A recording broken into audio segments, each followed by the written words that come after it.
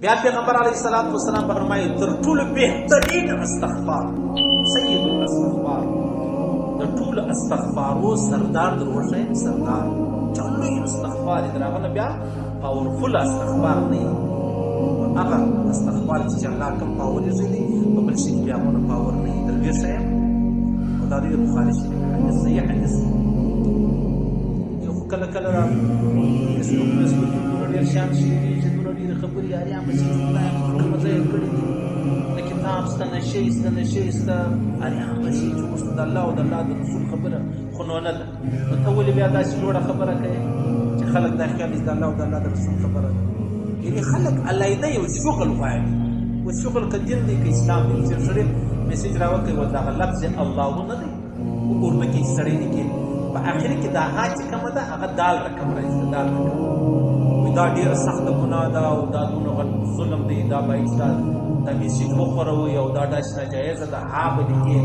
نو سړی که سړی ووایي سړیه که چې ته دلته دال راوړې نو خلک یې ولې الله وبولي نو که دال وایي نو خو بیا به دال ویل کېدلې دا ها ولې وایي بیا د هر شي د پښتو جلا طرز دی د لیکلو عربي جلا طرز دی فارسي جلا طرز دی اردو جلا طرز دی اردو طرز کې دغه راځي ولې خلک خطا باسي ولې خلکو ته دوکې ورکوئ ولې خلک په شش و پنج کې اچوي هغه یو الله وایي زده کړی وي هغه ته راولاړ شي په دا رقم ولیکه اوس نو خلک دونه فارغه دي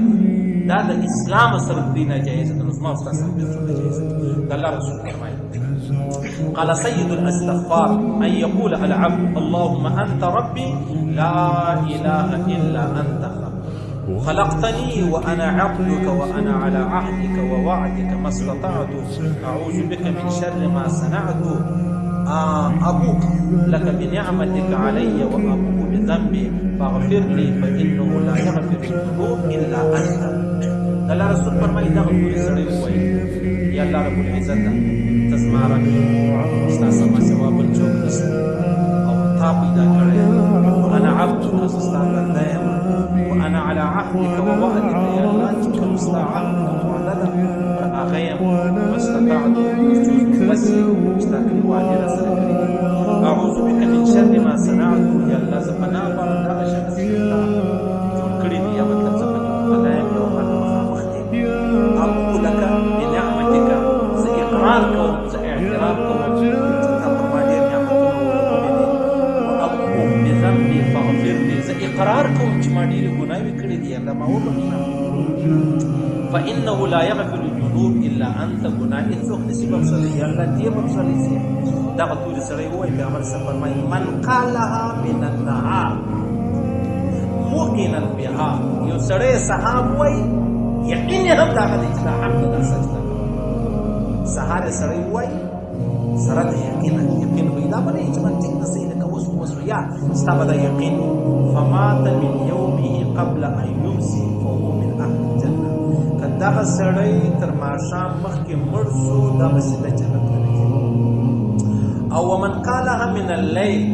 او یو سړی بیا ماښام وایي وهو موقن بها یقین یې هم دی چې دا تورې حق او سچ دی فمات قبل ان يسفر تر سهار مخکې دی مړ شو فهو من اهل الجنه رواه البخاري دا سړی چې شي دی دا سړی جنت دی اوس دا سید الاستغفار بلل کېږي اسانه دي اوس ما پام کاغذ په شی که غواړئ ځان د مهمو اسلامي معلوماتو څخه خبر کړئ د الحاج مولوي نورالدین اغا په نوم فیسبوک پاڼه خوښه او له نورو سره یې شریکه کړئ.